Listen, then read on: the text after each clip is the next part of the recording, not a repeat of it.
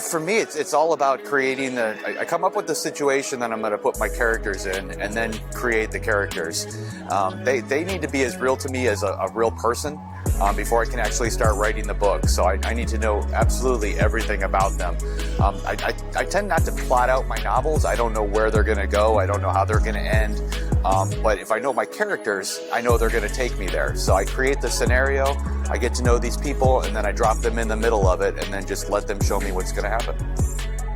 I've been reading my entire life. I didn't have a television in the house when I was younger. I started reading by the time I was 3. Mainly the classics, Charles Dickens, things like that. But I've read so much, I think I've absorbed a lot of that information, a lot of that storytelling. And I try to incorporate it into what I write. I also tend to avoid boxes. I think a lot of people in this industry, they want to put you in a box. They want you to be a thriller writer. They want you to be this kind of writer, that kind of writer. I don't do any of that. I just tell the story. The story may contain different elements of different genres, but I basically tell it the way I'd like to tell it and hope that the audience enjoys it. Oh, I was very weird.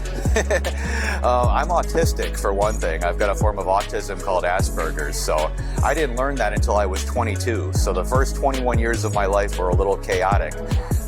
But I was different because of that. I think I spent a lot of time up here because I didn't relate to other people and just developed my own imagination. I think a lot of that sort of shapes the type of storyteller I became later. I spent so much time alone in my head entertaining myself.